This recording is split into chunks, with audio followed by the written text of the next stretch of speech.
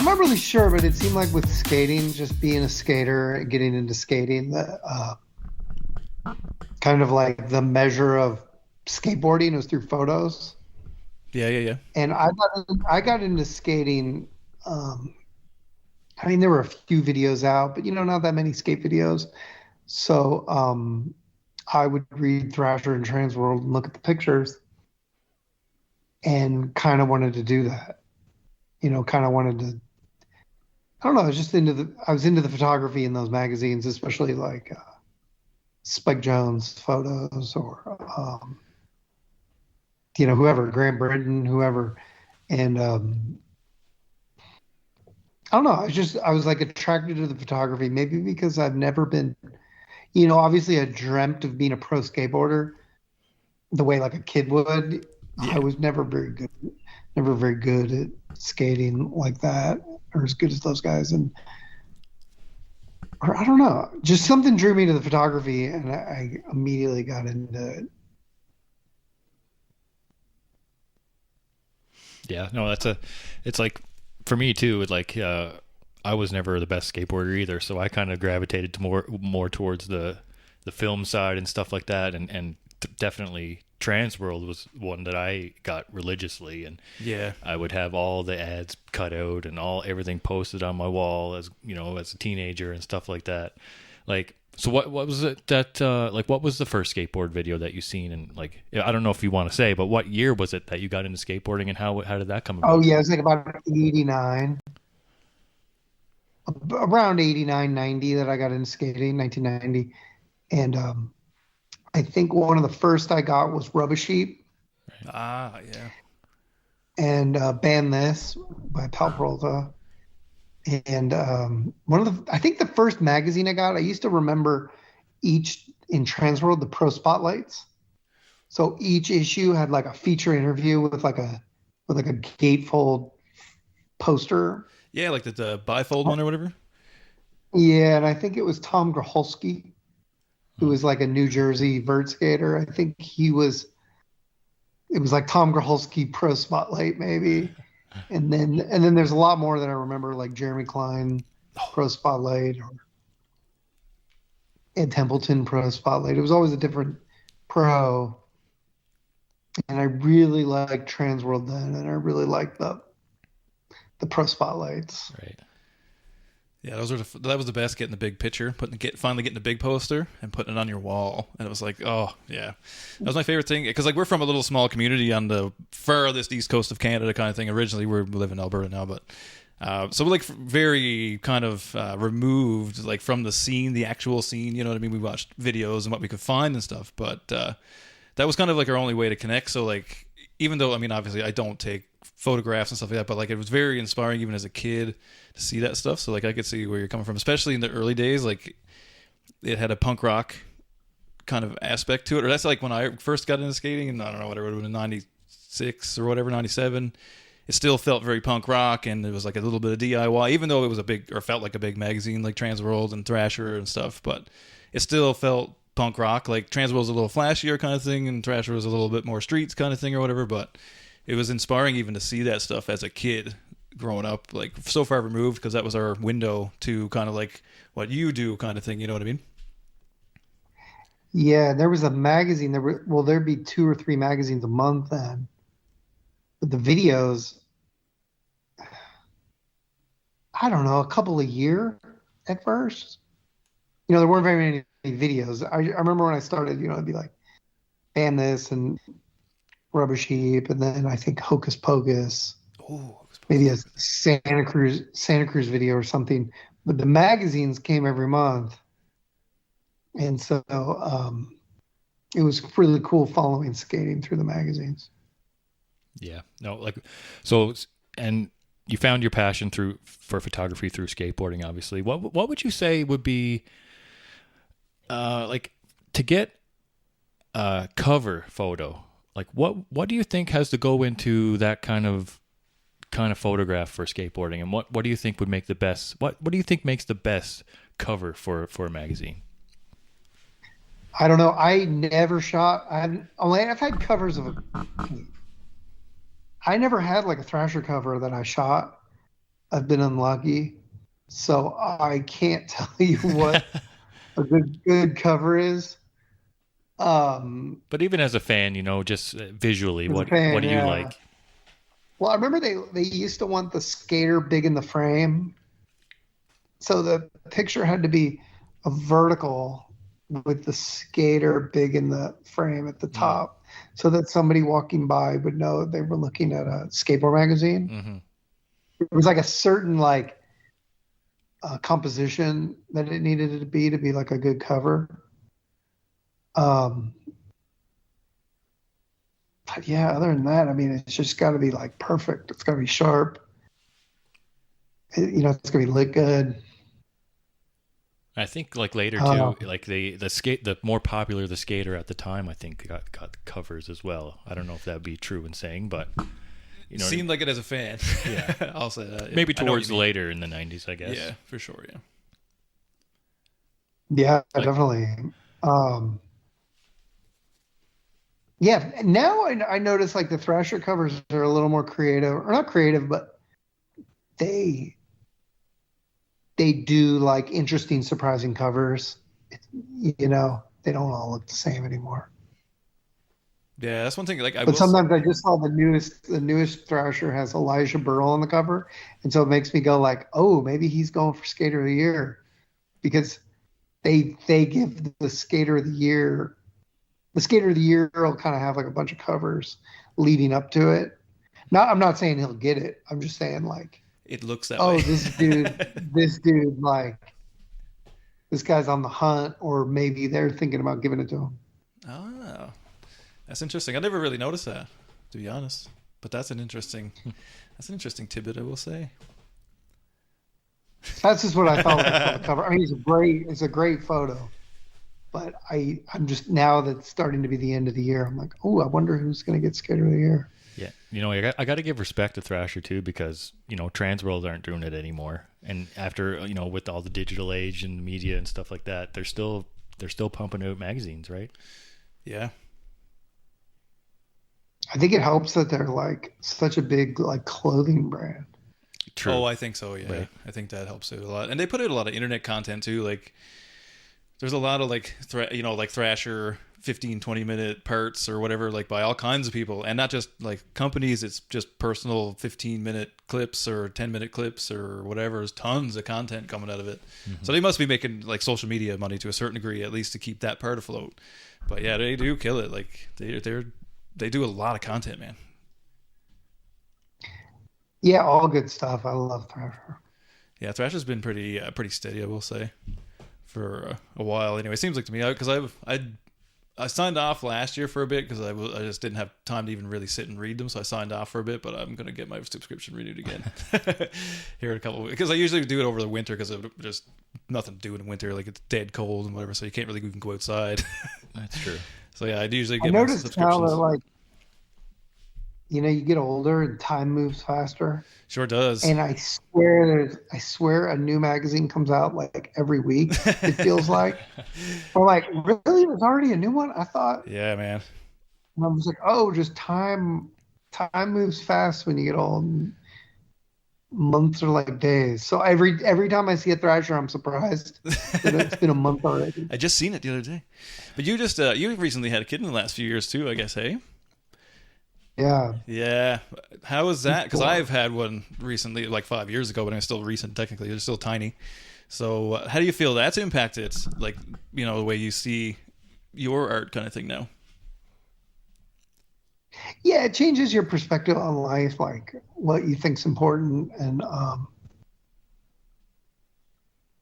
yeah, like why you do things. Just now doing this, he got pissed at me for coming in here. Oh, And for I was sure. like, I gotta go. I was like, I gotta go. I'm gonna say goodnight. I gotta do a podcast. And he started like crying and hugging. Yeah, that's I the was like, stuff, right? It's tough, man. yeah. And yeah, it's a lot of work. It's not easy.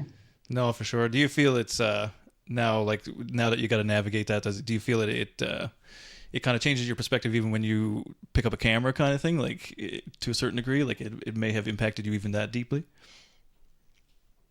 Well, for the epically latered shows, it makes it well, like I gotta work harder when I'm working because I need to be done. Yeah. So rather than like dragging them out, like normally it'd just be, oh, I'll just film here and there and there and there. I'll be like, I'm gonna go film for a week and I'm gonna like hammer this out, or 2 weeks. A couple of our shoots were longer, but it's like here's my window. I'm gonna work really hard, and on Friday I'm driving home. Yeah. Because a lot of the shooting would be like in a different city than I live in, so I would shoot. It just makes me like take it more serious, but then also, I don't know. You have to figure out like a way to turn it off when you're not doing it to be present for your family. Yeah, I feel what you like. That's the one thing about doing any kind of art form, whatever, or even skateboarding, whatever. It doesn't matter. Sports, all kind of similar. It almost over like you're always thinking about it. You're always you're always on to trying to find an idea. I guess is kind of the thing, and then you let that almost overtake, and now you're just kind of to yourself thinking, and then you kind of forget, oh shit, I should spend some time with whoever or doing whatever. And I had to find that as well. It's a tough balance. Yeah, sometimes you get caught up in like drama and like bullshit, and you're like, fuck it. I should not be letting this get it. You really have to like separate those things. Yeah.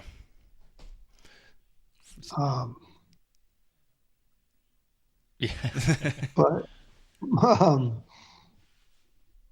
but it's great, and me and him. Well, actually, I haven't in a minute, but it got too hot the last couple of weeks. But I had been taking him skating. Oh, nice. He likes to scooter, so we go to the skate park, and I like set up a board for him. But he also has like a scooter. He's 4, just turned 4. Oh, right on. Okay. And I'll go do like axle stalls and like chase him around the skate park. It's really fun. Yeah, I like doing that. I take my kid skating and stuff. He's just like he'll be 6 this year, so he's kind of just figuring out how to stand on it really well. Like, cause you only get a few months here. Like I said, you don't get a whole lot of time with it necessarily. So yeah, he's starting to stand up this year, which is wicked. Watching him like scoot down a little ramp and kind of take off is like, oh shit, look at you go! You couldn't even walk not that long ago. Yeah, it's funny. It's interesting. It doesn't make you feel. I don't feel it makes me feel old, but it gives me a totally different viewpoint on being that young. It's crazy, but it almost makes me feel like a kid again too. Kind of gives me that thing. Yeah, definitely. It changes everything. Yeah, it's weird. It's super weird.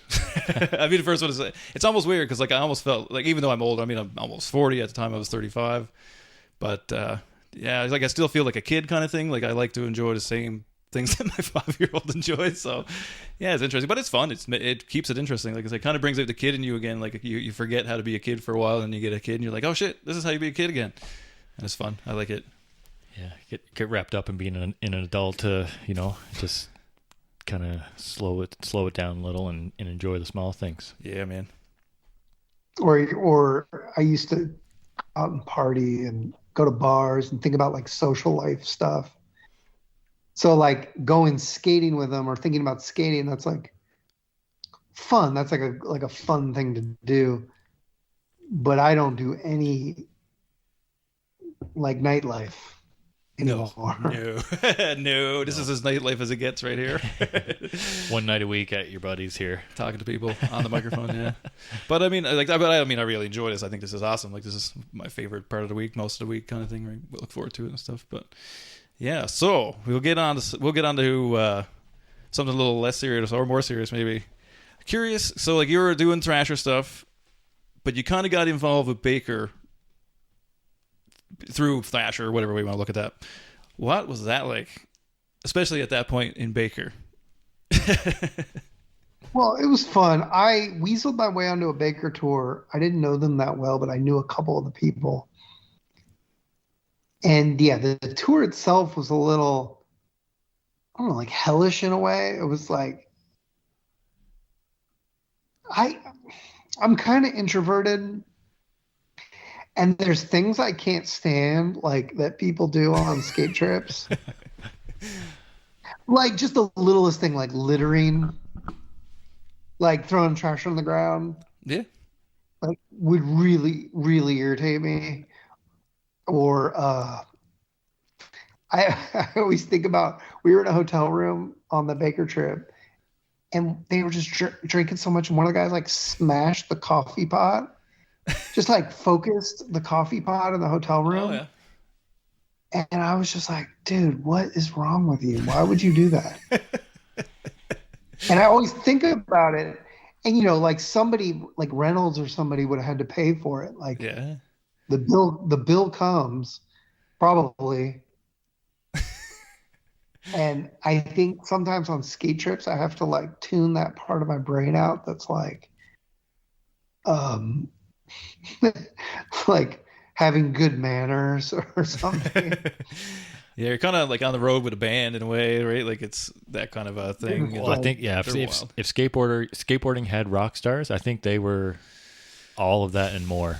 Yeah, I mean Baker Bootleg. When I seen that video, it was like totally changed my life. My God, I started wearing tight black jeans and the the black hair and the leather jackets and stuff like that. Like it totally changed everything. And I'm sure like all of that of course was alcohol fueled, right? So PD baby, with the drunks. piss drunks all day. Getting mad. Oh yeah, nuts. Nuts.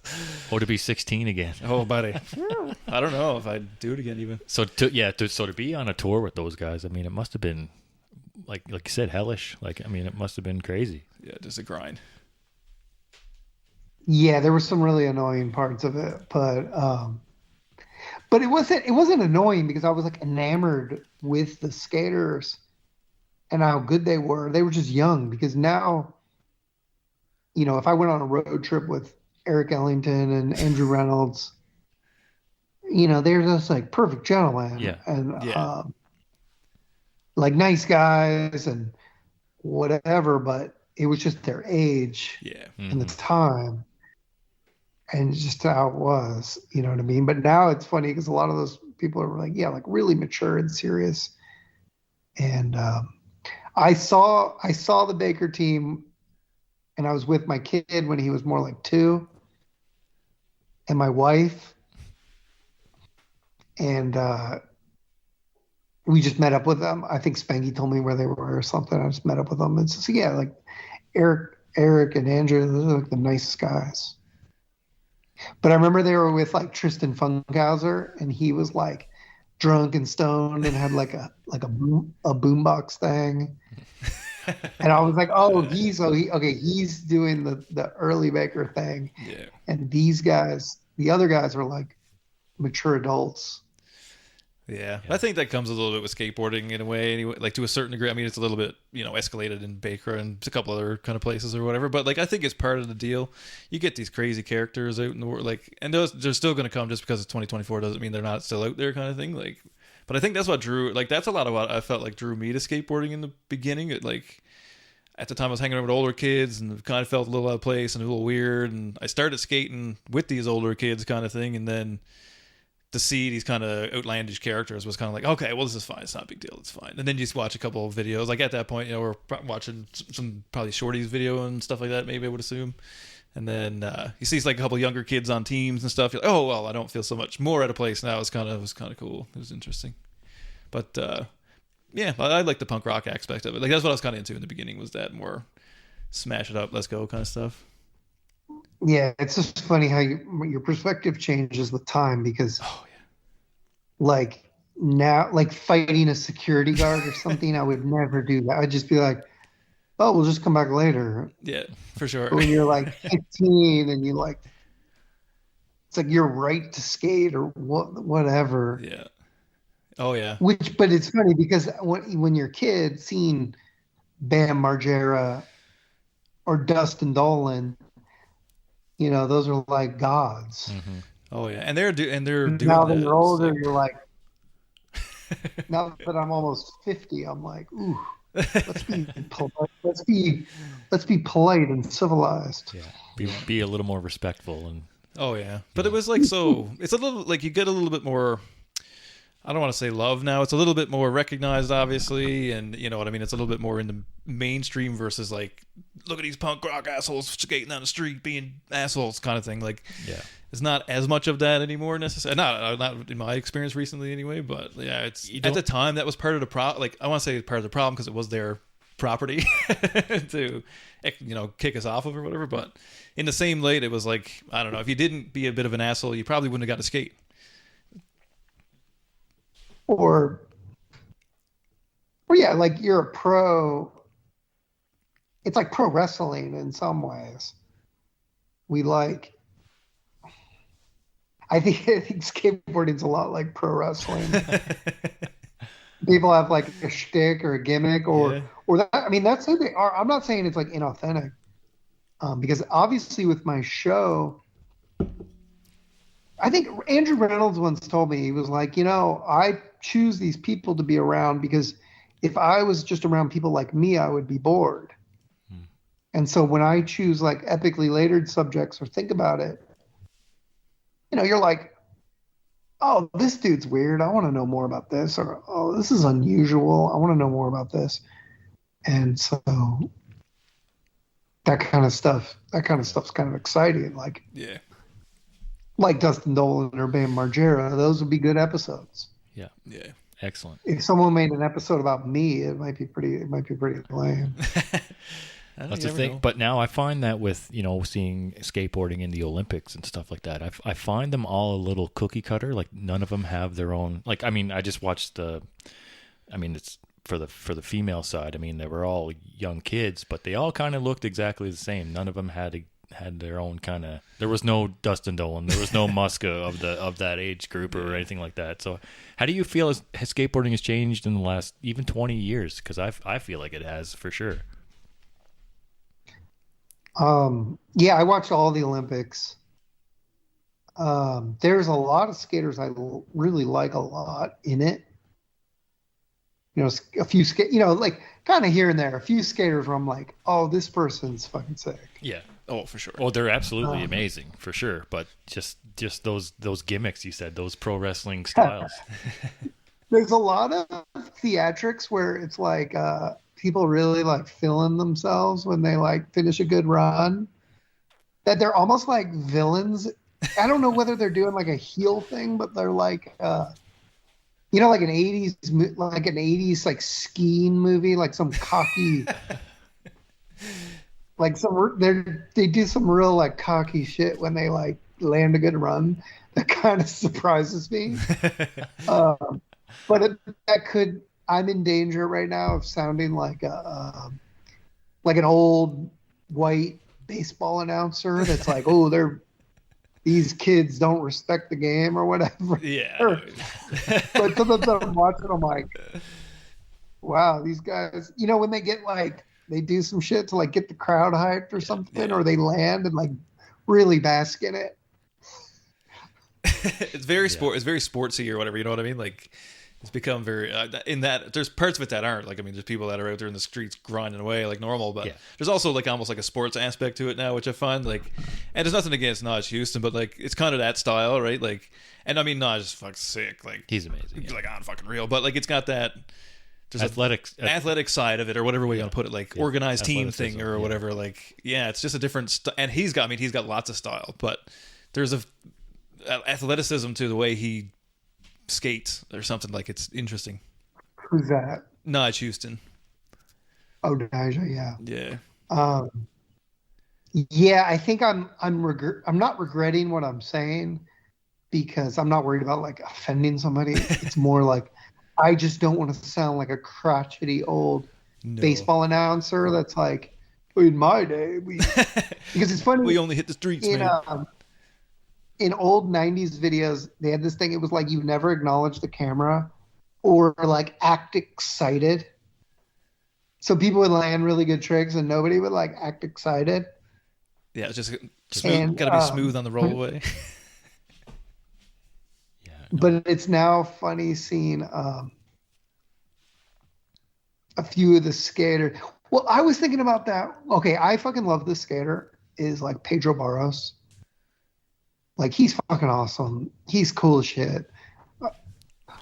So I don't want this to sound like negative, but it's like he lands and he has this like machismo that's like chest beating, I know what you mean. Yeah. and it's pretty sick because I know it's coming from a place of just like showmanship, but it's so different than like the culture of skating like in the mid 90s or something. Like nobody would like finish a run at like Tampa Pro and then like do that. Yeah, it would just be a roll away, and that would be on to the next. But then I'm like, so I'm almost like, not like he's a heel, like a villain, but he reminded me of the fucking guys in, in Harry Potter, the guys from like the fucking, what's his name? Victor Crumb. Oh, from the fucking That blonde kid. They had Like, the bad. yeah, man, the, I can't remember at all what it is, but yeah, I know exactly what you're talking about. Like Victor Crumb. But he, I was really rooting for and I was rooting for Tom Shaw. I know him. I know Tom and Pedro from when I was doing a lot of work with Vans and the Vans Park series, and they're both fucking cool as fuck. And you know, whatever. There's like 6 skaters. I have nothing against them or anything. Oh yeah, no, it's just a new style, and it's just gonna change. I mean, I mean, like nobody rolls around with tiny wheels and big boards very often anymore, or it's like the opposite problem or whatever, right? So like things change. People like different things, and like I think the Olympics thing was a good thing. Like, Oh yeah, you know what I mean? Like, there's lots of people that shit all over it, but I'm like, man, it's bringing it into the forefront. There's kids getting involved in it. Let them do their thing. Oh yeah. Let them do their thing, and it's cool to represent your country as a skateboarder. Why not? Who cares? No, I like that too. Yeah, it's interesting. It's a cool dynamic. Changes the game a little. It's cool. Well, because usually you don't have a reason to root for a skater. Like, Yeah. You might like a skater, like because, or a skate team. You might kind of like a skate team or something.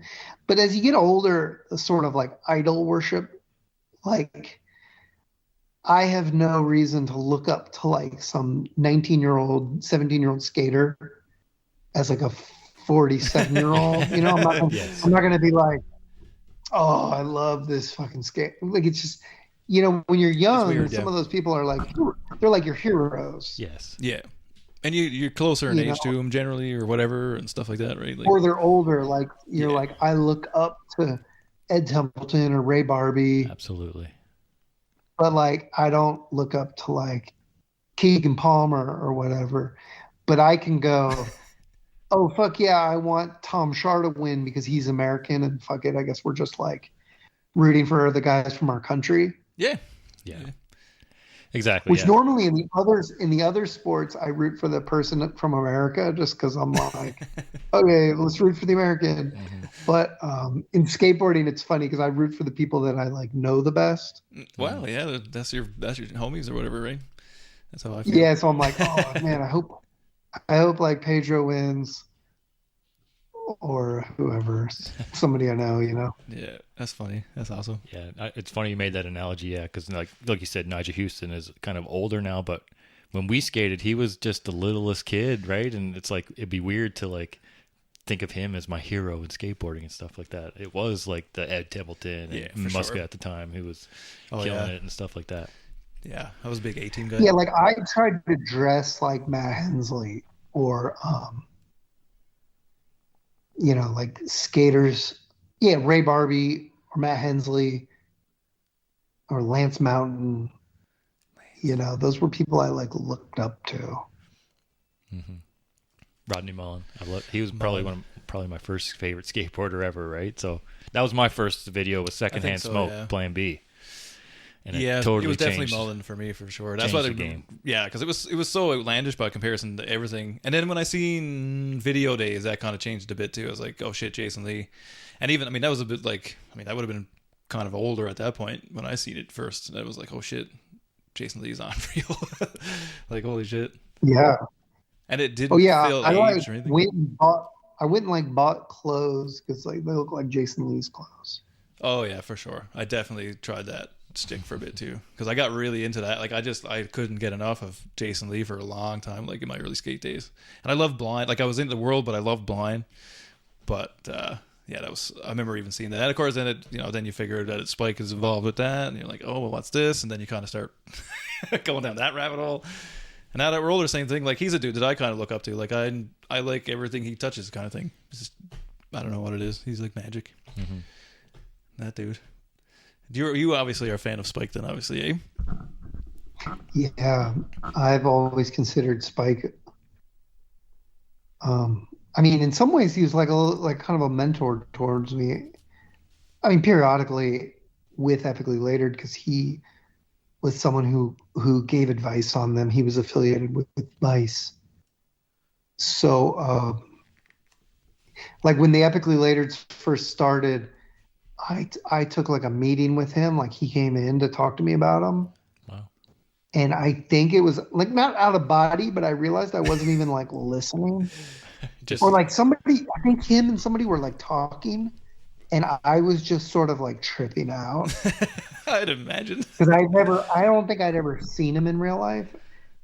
And and you're like, is that even his real name? Is this like, is any of this real right so now? I just think I was sitting there tripping out on him, like really starstruck.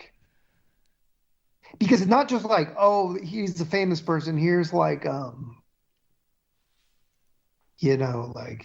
like Brad Pitt came in the room. I think Spike Jonze was a lot more like formative to me, where you're like, oh, this is someone who I actually like really spent a lot of time studying and wondering about and looking up to. And I think even when he got big, just the music videos, it was like, wow, this skate photographer that I already liked is now directing music videos on MTV. It felt like a personal victory, or something. It felt like something I had something to do with. So meeting him was big, and then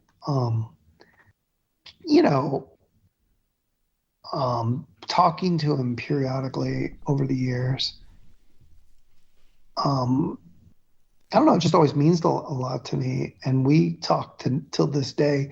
Usually it's just some texting, but sometimes it's just random. He watches Epically Later and he'll like text me. Like he texted me about the Chandler Burton episode just to like tell me he was stoked on it or whatever. And I sent him one of the upcoming episodes because we have like footage of his in it. And so we email back and forth a little bit. And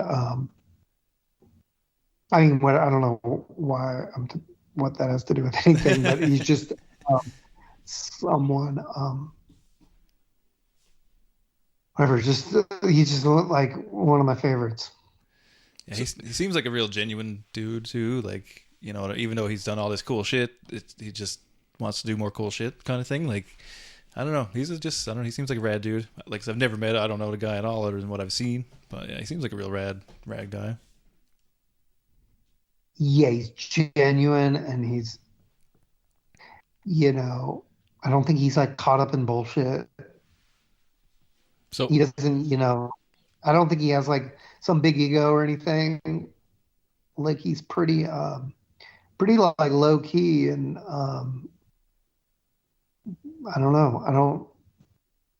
He's like kind of shy, and I don't know. He's just like a nice, humble guy. Like you've directed some music videos too. Like if you obviously drew some inspiration from him in going in that direction as well, or? Yeah, I mean the music videos I just got lucky. I never like pursued it super hard, but I called him for some advice on some of them, and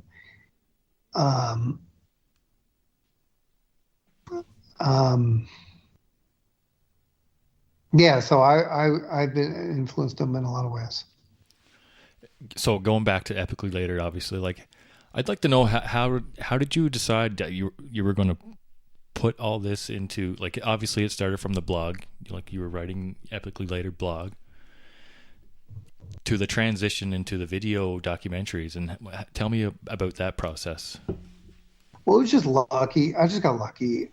Um, the blog was just, I mean, it's before Instagram. It was before like social media really. There might have been like Friendster at the time, but it was just a way to like share pictures and kind of like, I'd always been a photographer, but it was a way to like quickly share pictures, which now we take for granted. But at the time, there wasn't, it was like a lot of work to get it uploaded and stuff. And it probably served the same purpose as like social media does for people now, like an Instagram account. But it it did a lot for me. It was weird because it would get so many views. Um, like to me at the time, just like a shocking amount of views. And then I started working in Vice, and then the Vice was starting on like video content. And I think they were just like, oh, we'll do a show about fashion and we'll do a show about music and we'll do a show. Oh, Patrick, you used to work at Thrasher. Will you do a skate show? And my boss at the time, Jesse Pearson, was the one who was just like, you do a skate show, and we'll do a cooking show and we'll, whatever. That's just one of the things. And then they just kind of let me run wild with it. And it evolved. The concept evolved. But I just wanted to do like I pictured like Nickelodeon Skate TV, which was a skate show in the early 90s, late 80s. I just was like, oh, we'll just do like segments about different things in skateboarding. And just little by little, it kind of evolved into what it became. And it's still evolving because the new ones we're putting out are different than the ones from a while ago. It's just constantly evolving. Yeah, I feel like we were missing that at the time, right? Because the only time we could actually get behind the scenes kind of look into these skateboarders was maybe get a day in the life on a 411 or something like that, or or just reading a couple pages in a magazine. So like the way you kind of open up that door for all of us to kind of see who these people are and how do they live their lives and what they're going through at the time and stuff like that. Like I think you fucking nailed it, right? It's exactly what skateboarders wanted to see, right? Yeah, it's interesting because now there's so many things like this that now that we make new ones, and it's tough because early on, this would be the only time someone had ever pointed a camera at. I mean, not besides their skating, at some of these people like Cardiel or Eric Ellington or Alex Olson or somebody. It was the only time a camera had like met these people and interviewed them, or Jerry Sue, then. And now there's like so much content that it's a lot tougher. And we put out episodes and I'm still happy with them, but we've lost the like exclusivity. I think that has creates a little bit of a new challenge, and I don't know. It's just like a different world now. Well, people are always online, right? Social media now with the new younger generation. People are vlogging and got their own YouTube channels and stuff like that. So it's it kind of blurs the lines of mystery a little bit. Whereas with the OGs, like that, they didn't have that exposure. I think that we are so appreciative of. Yeah, you don't get that like behind the scenes Instagram day live at the skate park or what, you get all people do all kinds of stuff or whatever. Right. Yeah, the exclusivity is lost. Like I feel the same way about music. Like all this stuff has kind of lost a little bit of that the mystique kind of thing. You only should see it in on like an entertainment show maybe, and maybe a little in a magazine, and maybe on your favorite music station or whatever, and that's lots kind of thing. But yeah, it's lost all the mystique with all this Instagram. Yeah.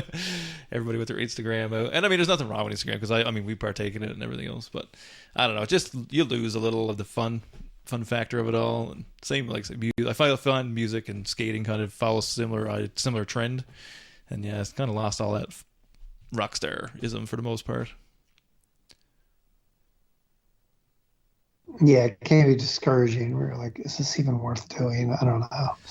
Yeah, people like it But I though. get, I get, I get my car around head sometimes.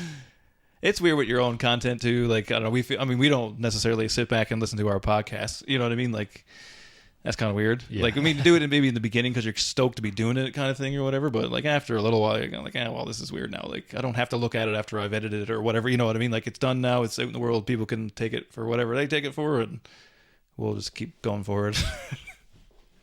I know. I don't watch them once they're old, or once they're 2 days old. I don't watch them. I usually watch it once it like comes out, Yeah. and then I never watched it again. There was one I recently, like I rewatched an old one, Oh, I see. and I'm like, this. I need to. This is so bad. But not the whole thing, but I I would know. zero in on a second, and I'll be like, what is this? That's the So I try artist, not to watch. I try not to watch the old stuff. artist perfectionist a little bit, right? Every time we see something of old, we said, "Oh, I could have done that so much better," you know, even if it was just lighting or, you know, I could have made an edit here and whatever, right? Yeah. Tis the way. Tis the way. So how did you decide on who you were having on, and is there anyone that you haven't done one on yet that you're still trying to push forward? Well, there's a lot of people. I don't know. I just kind of come up with a list and then go after some people. And yeah, definitely, there's people that say no all the time. So, you just kind of roll with it. Um, so we have like a few more coming out, and but yeah, I'd say like at least even in the new series, there's like a few people we've asked that said no. Not like in a like in a mean way or anything, No, but no. um, where you're just like, I was like, people are always like, maybe later, or like, not right now, I'm a little busy. So, You know, is there anyone yeah, I don't know. is there anyone you would have you'd want to maybe do like a second part to? Like, you know how, you know, times change and people change over even a decade, right? So like people, for better or worse, you know, their lives are different. Would you ever want to do like an update? Yeah, for sure. Didn't I do one recently? A few people I'm like, I already did an episode on this person, but we're doing another because we did that a few times. Like I've done 2 or 3 Jason Dill Yeah. episodes, and we did 2 or 3 Spanky episodes. And so then I was like, oh, I should do an updated Jerry Sue or Alex Olson. Alex Olson would be good. I like Alex Olson. Yeah. Even like Bam, right? He seems to have turned his life around recently. We did one with Bam in 2016, I think, or whenever that was. Yeah. And I don't know. I think Bam's someone that should do a real documentary. Not that Epically Later is not a real documentary, but I think we did the best we could do with like a kind of skate focused thing on him. But I think a documentary on him, maybe a more like Hollywood kind of documentary would be really good. You know, ours are always like kind of skate focused, like focused on his skate career. I think like the ups and downs of him and like everything he's gone through and everything he's done and all the ways he's like fucked it all up and then come back again. And then like God. I think it would, because actually with his was for TV and for the Vice TV, and those had to be were really strict about the lengths. It had to be whatever it was, like 47 minutes or Oh, something, and it was like down to the second. Hmm. And I almost thought I think we could like double his. Like his could be 2 episodes, so his could be like 2 hours instead of 1 hour. crazy. But I think it's good as I haven't. I mean, again, I haven't rewatched it, but I think it's pretty good for being an hour. I remember when we put it up, it got like 2 million views in like 24 hours or something. Wow. And those views are gone because it was not when it was on YouTube. It was like on this other thing. And I remember seeing how many views it had, which I think was in the millions, just within a day or two. Holy snap! It Yeah. was like nothing we've ever done. And anyway, and I always think with Epically Later, it's like we always do the best we can, but they're kind of like time capsules. And yeah, I would like to see a BAM documentary. Big flashy that, one. I think that would be exciting because yeah, you that want I, to see like he's got a lot of different aspects. Like he's been skate. I mean, even just in skate world kind of thing. I mean, he's been doing that kind of pro things. He was like a little kid remotely, like a teenager kind of thing. And then I mean, all the CKY stuff. I mean, that was its own world almost, like that era of BAM, and then the Jackass BAM, and then crazy Viva La everybody Bam. Viva La Bam, like everything that was crazy, like Castle BAM days kind of stuff, all that crazy stuff. Like he just like almost like he reinvented himself in such weird ways. those guys, Dern Brothers, Right. Oh yeah, the Dern brothers. Yeah, they're doing some. They're doing something with them. Yeah. I seen they had some clips and stuff going, like dropping in out, dropping it out the houses and stuff like that, like the crazy shit they got going on. It looked like a Dern Brothers like Castle Dam documentary or something. Yeah, that'd be fun. That would be actually pretty sick. Nice. They're doing a I'll lot of watch cool that. stuff too on their YouTube channel with the skate spot history and stuff like that. I really enjoy those. Yeah, that's right too. Yeah, I forgot about that. Yeah, like I gotta. This might be even weird, but I know Vice did a thing like Dark Side of Wrestling and the Dark Side yes, of the yeah. '90s and stuff like that. Like, would that kind of be a cool concept to do, like the Dark Side of skateboarding? Like, I don't know how that would. I mean, that's what happens on my show without meaning to. A lot of the latest ones have been like pretty chill, but like Ali Boulala's Yeah, Alleys, right. yeah. or I don't know. There's been a few, and it kind of veers into that dark side. Yeah, and that's just the life some of these guys live, right? I mean, that's the real life. Some of it is dark. Yeah. Yeah, there's some interesting. Cause, what was I watched? I watched one like last night. What was it? The Roy one, I think. And like seeing, like seeing him now, like like 'cause, like he was a dude that I really enjoyed his skate, and he's a monster. But seeing him now, and I mean, he's still stoked and all for it and whatever. But it's like, dude, man, you could have been on top, kind of thing. He could have been the man, but he did his thing, and I mean, it is what it is. But yeah, it was kind of like, oh yeah, there is some dark points to this. But yeah, Yeah, definitely for sure. yeah, it comes with I think it comes with the territory. Like I said, I think it's that punk rock thing, especially in the '90s. There's a lot more of that, and I think that's just part of it. I mean, it sucks that there's nice people that got tangled up, but it's just I think it was part of the deal. It's cool that you highlight it almost like because it is so behind the scenes almost like compared to just seeing the flashy magazine or the cool clip and whatever. Right, it kind of puts some perspective, especially now we're all older. Right, it's a little bit different. You can look at it from a different point of view or whatever. The most recent one we had was Anthony Van England, and it hit some of that stuff too. Nice. Yeah, it's good to see how people can turn their life around and stuff like that, and people can get on the right track, right?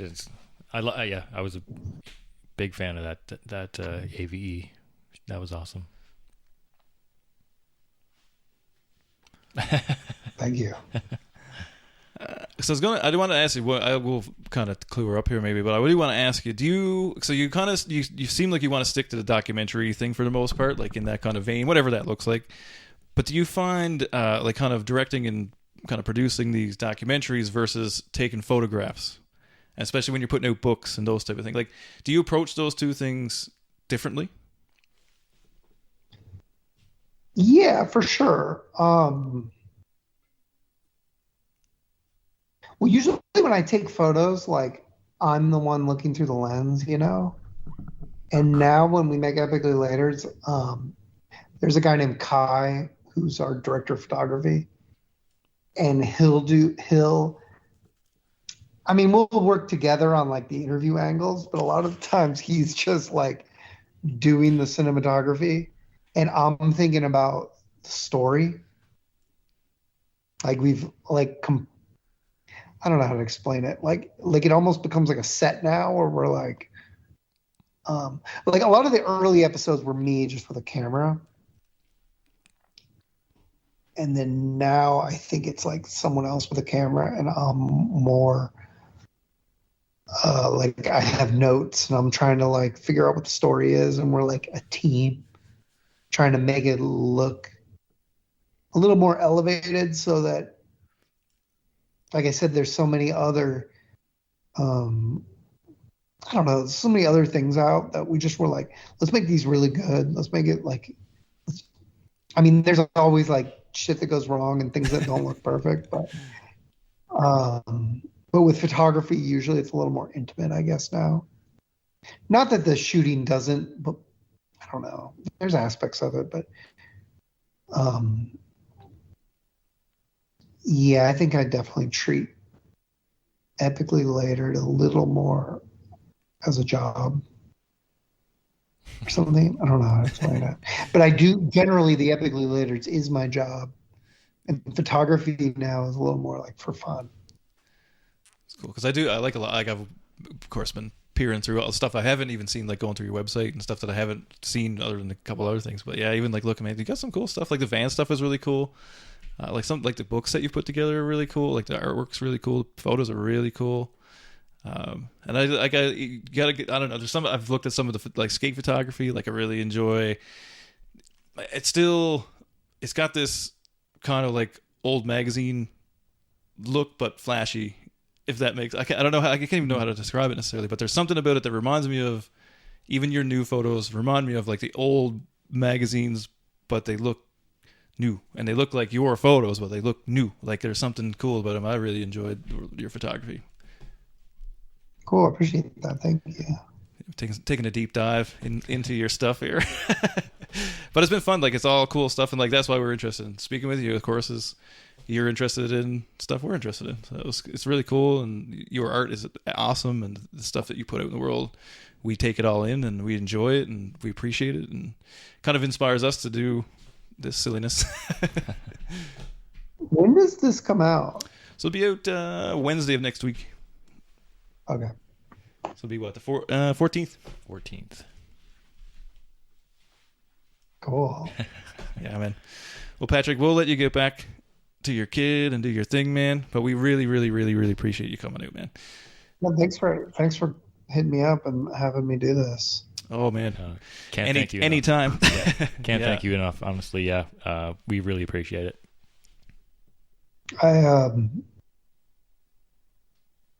Yeah, it's been nice talking to you guys because I get a real nervous, and right now I don't feel that nervous. So Good, because we got nervous too, so don't worry about it. No, man, it was awesome. I Awesome. think, yeah. So I'm like, fuck, I don't know if I have anything interesting to say. Yeah, it's tough sometimes, but yeah, oh man, that was excellent. Thoroughly enjoyed speaking with you and hearing some stories and giving us a little insight into how you do your thing, which is kind of what we enjoy. Is Cool. there Well, anything you wanna let the people know about before we shut her down? no. Well, what are my plugs right now?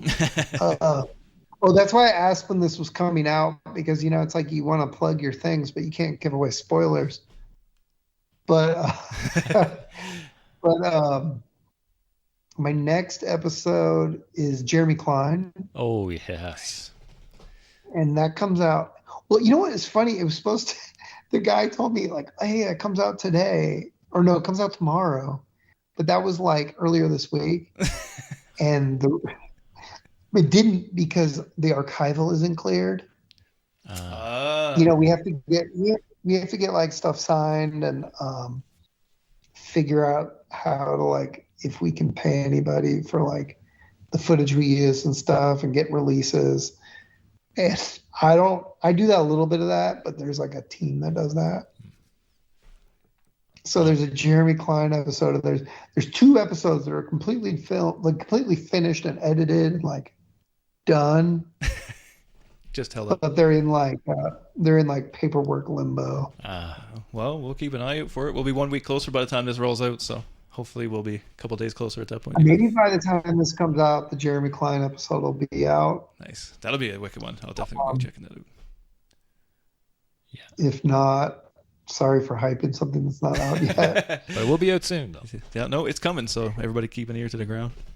But it's cool because I hired Heath Kirchart or I don't want to say I hired him, but we partnered.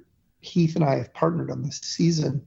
Oh, sick. And Heath suggested Jeremy because they were like such tight friends back in the day. Oh yeah, Birdhouse at the end, under pressure, right? Doing So he's like, what do you think about Jeremy Klein? And I was like, yeah, of course. And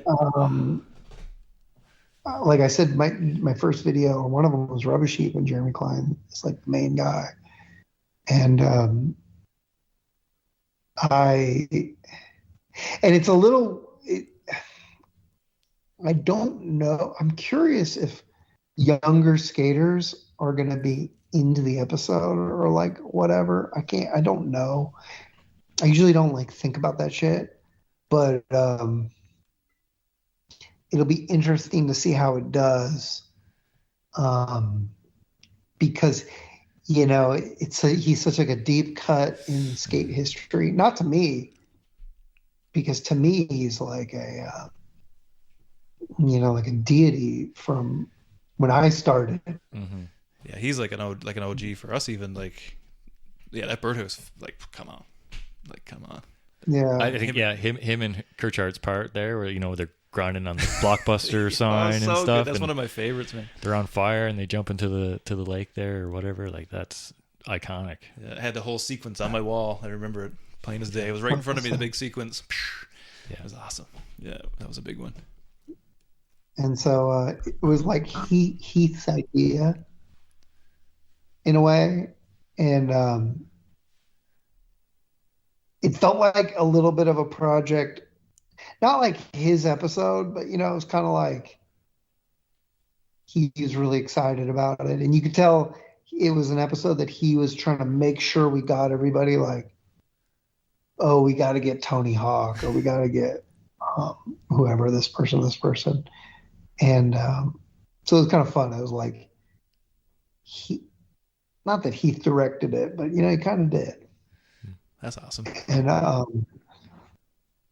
think it came out. I think it came out cool. And yeah, it should come out any day now. It's just, I think with some of the old footage, people want releases, or Vice wants releases, but it's just like such old videos and stuff. You're like, whose footage is this? Yeah. Like what? Yeah, who even actually owns anything to do with this? Right. Yeah. But that's cool. But at least Or it's coming. sometimes with old videos too, it'll be someone that like never got any money and they're like bummed. They're like, I want like 4Gs for this. So sometimes it's like that mess. Some guy that's like completely dipped out Yeah. of skating. It's just like, what do you, I don't know. Sometimes it can be, it's just a mystery. It's like 30-year-old VHS footage from who knows where. So we're trying to get the releases sorted. So that's the delay. Yeah. Sounds like a logistical nightmare for 30-year-old VHS videos, right? Like, Yeah. Oh, yeah. But that's how it goes. Showbiz. It's showbiz, baby. yeah. I don't know. That's the tough part. But I think it came out cool. I'm excited about it. That's awesome. Yeah. I'm excited to see it. Kirchart's one of my like all-time favorites. So like the all-time skaters, him and Klein, especially like, and then through hookups and all that stuff eventually. And oh yeah, that was, yeah. Like I said, I still remember that sequence on my wall. It's awesome. Which one, Jeremy Klein? Yeah, like when they're skating the Blockbuster sign and stuff, like from Oh Birdhouse. yeah. Yeah, it had the sequence. I think it was like the Birdhouse or the Blockbuster sign, and then it was the the other part of the sequence I think was the on the bus shack or whatever, when they launched the bus shack and jump off. I think that was the other piece to it or something. I can't remember now exactly, but I remember it being right in front of me on my wall. It was like the all time, because that was one of the first videos I seen too. I think probably the same day even. It's like, yeah. Getting stoked up. Yeah, they're so sick. That's awesome. Well, Patrick, thank you so much, man. It has been, like I said, it's been our pleasure for sure. Okay, cool. Thanks for having me, and let me know when it comes out. Yeah, man, we will definitely Absolutely. let you know, and we'll keep our ear when we see new Epically Later stuff come out. We'll put that out too. We'll share that up. No, you're going to get enough views anyway, but we'll do our part. No, I appreciate it, because I used to not look at the views, or not, the views weren't public, and I didn't care. And then it sucks now because I don't want the views for like my own personal, like I don't get paid better if the views are better or whatever, but it's in order to keep making more. Mm-hmm. Yeah. So if the episodes are like duds from like Vice's perspective, they could lose interest in doing them. So sometimes I'm like, please let this one get a lot of views, just so I can keep making them. Yeah, man. Yeah. Yeah, no, we'll do our part. And for it's sure. not really about money, because we don't like make a lot of money or anything, or it's not like a bunch of money, but it's just because we like love doing it. Mm-hmm. Yeah, and that stuff shows. And so, for sure. So I'm like, I just hope it gets enough views that we get to like, someone will let us make another one. No, man, that's what it's all about. But that's awesome, and I mean that shows a humble attitude from your perspective as well, right? It's more just about doing it than what it does, kind of thing. So that's awesome. The passion always shine through in all Oh, the documentaries, which is what we just love it. We eat that shit up, and I'm sure the whole skateboarding community is gonna divulge into that, new and old, and yeah, and we hope the new episodes go well, because I want more. So yeah, exactly. Cool. I really appreciate that. Thank you. Awesome, Pat. Well, thank you so much, my friend. Hopefully we'll speak again, and enjoy the rest of your evening. All right. See you Okay, later. talk soon. Thanks, buddy. Cheers. Bye.